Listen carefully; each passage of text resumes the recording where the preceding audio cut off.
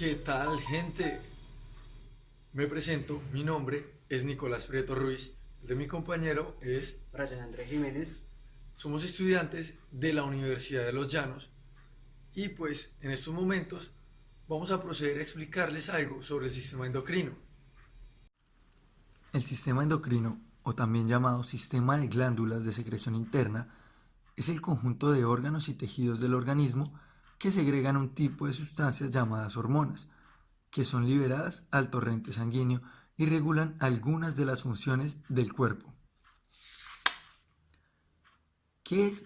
Es un sistema de señales similar al del sistema nervioso, pero en este caso, en lugar de utilizar impulsos eléctricos a distancia, funciona exclusivamente por medio de sustancias que son señales químicas.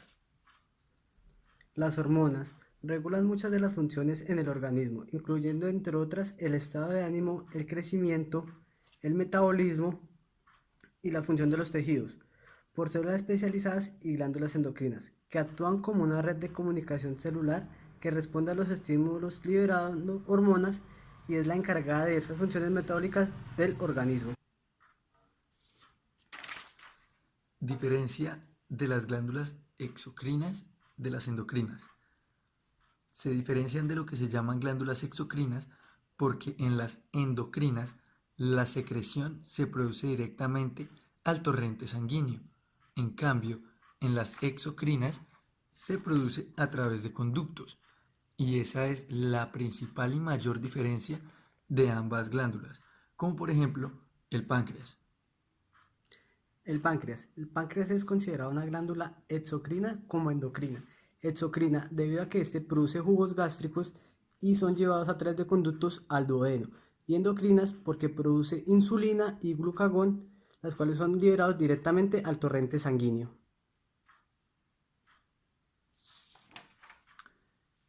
La clasificación. En cuanto a las hormonas, las podemos clasificar de diferentes maneras. Una de estas maneras de clasificación es según el lugar en el que actúan, y esto dependerá de sus receptores específicos que las capten. Por ende, su acción dependerá de que existan receptores específicos para ellas. Hormonas autocrinas. Podemos hablar de este tipo de hormonas cuando la acción es realizada en la misma célula y es regulada por la misma célula. Ejemplo de ello son las células T del sistema inmune, ya que son capaces de producir interleucina y que envía señales a la misma célula para que aumente su efectividad inmune. Las hormonas paracrinas serían aquellas que actúan de una forma regional, o sea, cerca, no en el mismo sitio en el que han sido producidas, sino cerca. Tenemos el ejemplo característico que sería el de las hormonas del hipotálamo, que actúan a nivel de la hipófisis que está muy cerca. Y por último, tenemos las hormonas endocrinas, cuya manera de acción es a distancia. Por ejemplo, son las hormonas que producen en la hipófisis y actúan a nivel de las glándulas suprarrenales y a nivel de las gónadas. Ahora tenemos los tipos de órganos y hormonas que secretan. Entonces está la primera, a modo cefalocaudal, que es la pineal, y la hormona que me genera es la melatonina, que es una hormona que se genera con la falta de luz y por ende contribuye con el ciclo circadiano del ser humano, y este hecho le da una gran importancia. Por encima del cerebro encontramos el hipotálamo, que es un centro de control que controla la hipófisis y lo que hace como tal es canalizar señales del sistema nervioso hacia la adenohipófisis. Las hormonas secretadas por el hipotálamo encontramos la TRH u hormona liberadora de tirotropina. Y lo que hace es estimular la secreción de TSH y prolactina en la adenohipófisis. Después encontramos la CRH u hormona liberadora de corticotropina, que es la que hace es inhibir la liberación de ACTH en la adenohipófisis. A continuación, tenemos la adenohipófisis, la cual es regulada por el hipotálamo Esta glándula nos genera la hormona del crecimiento, la TSH, la ACTH, la prolactina, la FSH y la LH. En cuanto a la hormona del crecimiento, lo que hace es estimular el crecimiento de las células y tejidos en general y la síntesis de proteínas. Tenemos la GHRH, que es la hormona liberadora de hormona de crecimiento, que lo que hace es actuar en la adenohipófisis estimulando la liberación de la hormona de crecimiento.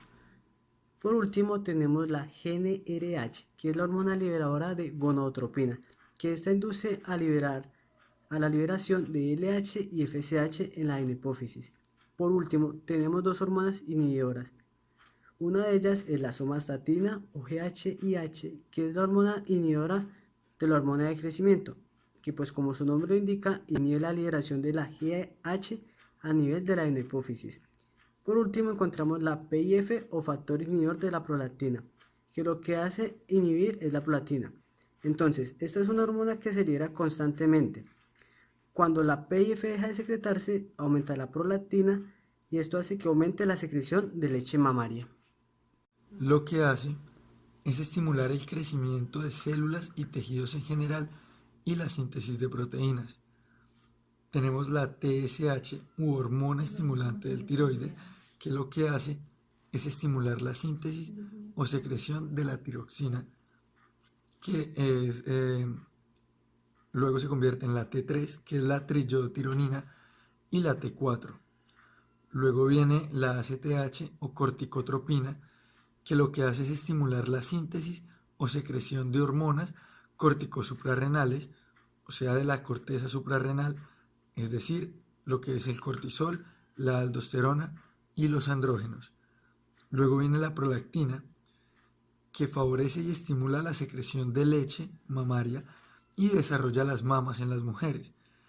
Después tenemos la FSH, que es la hormona folículo estimulante, y la LH, que es la hormona luteinizante.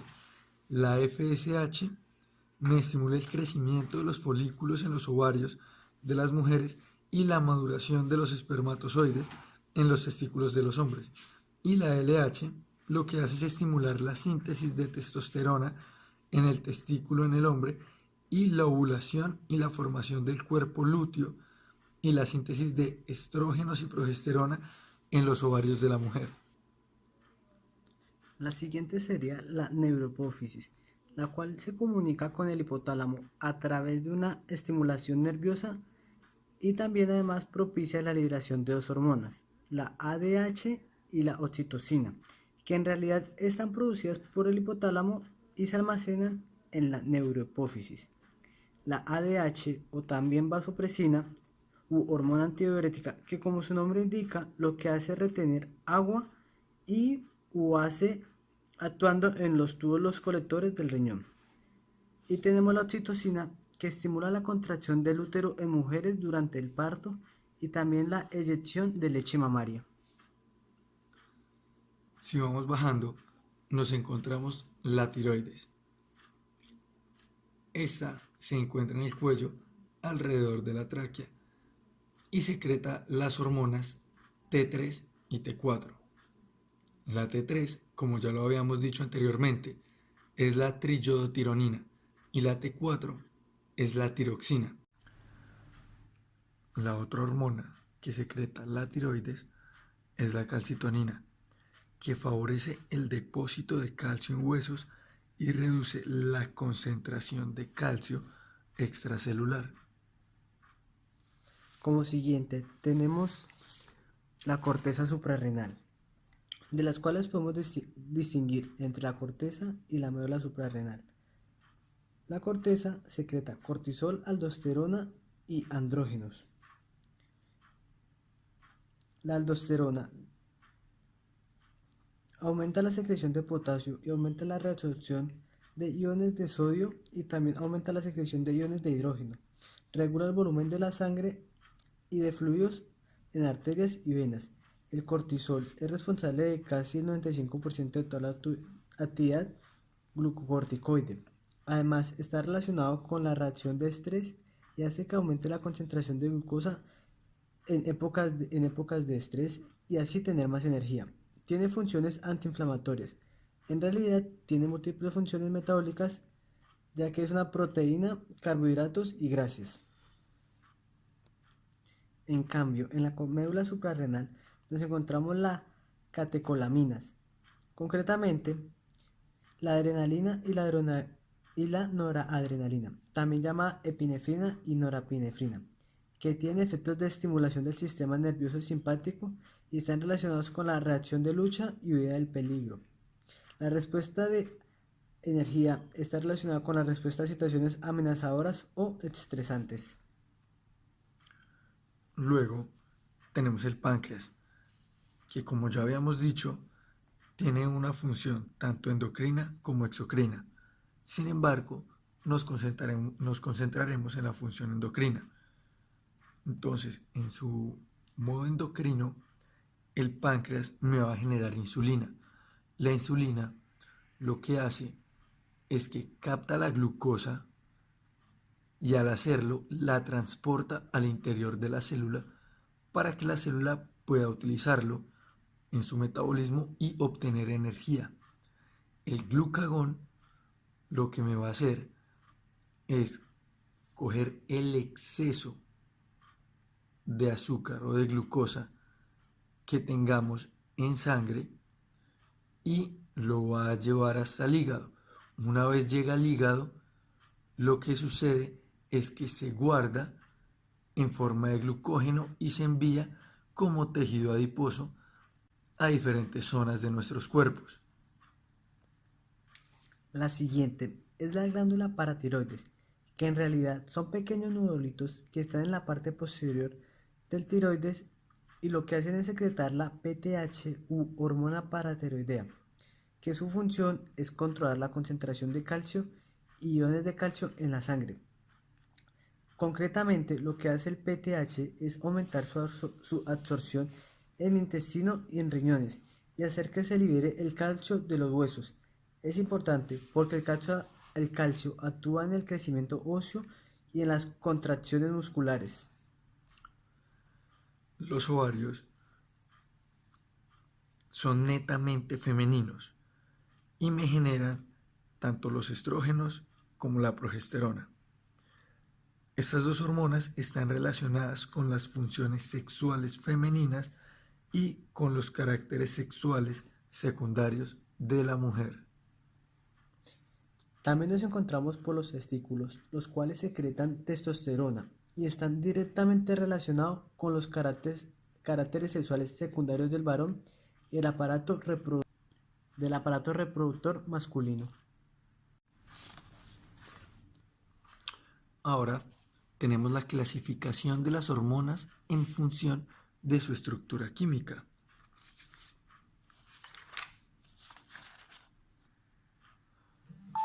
Entonces, por su estructura, pues se generan tres tipos. Una que es el polipeptídico o en estilo proteína, la otra que es de tipo esteroideo y una tercera que es amínica o derivada de la tirosina. Entonces, en cuanto al tipo polipeptídico, se sintetiza en el retículo endoplasmático rugoso de las células endocrinas.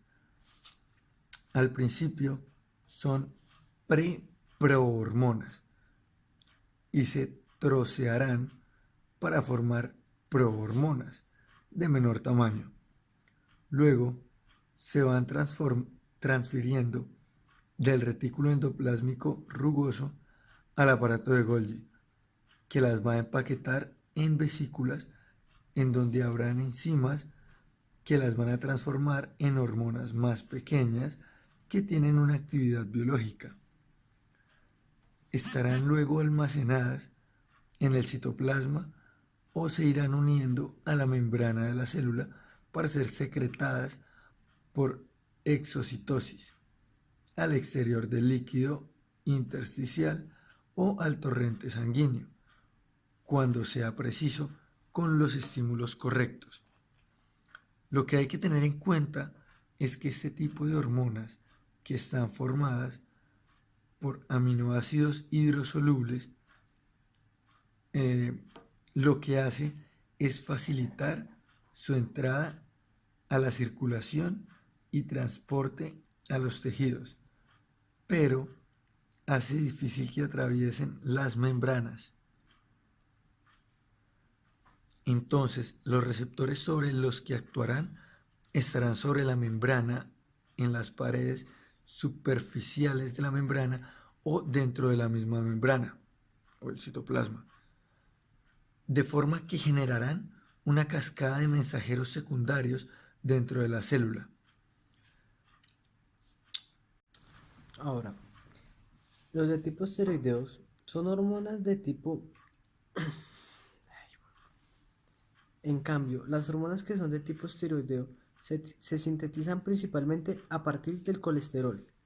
Son liposolubles y las células endocrinas que las fabrican, bajo estímulos adecuados, generan vacuolas en el citoplasma, en los que se sintetizan estas hormonas esteroides. El colesterol procede del plasma o se fabrica en la misma célula. Hay que tener en cuenta que estas hormonas son liposolubles y que actúan como mensajero primario. Entran dentro de la célula y tienen la facilidad para entrar a través de la membrana y pueden tener los receptores en el citoplasma o incluso en el núcleo. Hormonas de este tipo serían el cortisol, la aldosterona, también la testosterona, los estrógenos y la progesterona. Por último, tenemos las hormonas derivadas de la tirosina u hormonas amínicas derivadas de la tirosina. Son las que se sintetizan en la tirosina. Por último, tenemos las hormonas derivadas de la tirosina u hormonas anímicas derivadas de la tirosina. Son las que se sintetizan en la tiroides y en la médula suprarrenal. Como les comentaba, esta procede de la tirosina, que es un aminoácido, pero no se clasifica dentro del primer tipo, ya que estas son especiales y pueden actuar a veces como hormonas proteicas o polipéptidas o como a veces hormonas esteroideas. Por ejemplo, las hormonas tiroideas, la T4 y la T3, estimulan el metabolismo actuando como hormonas esteroideas. En cambio, las catecolaminas, que proceden de la médula suprarrenal, la adrenalina o la noradrenalina, que actúan de forma parecida a las hormonas pépticas o proteicas. En ambos casos se forman por enzimas que están en el citoplasma de las células de las glándulas correspondientes.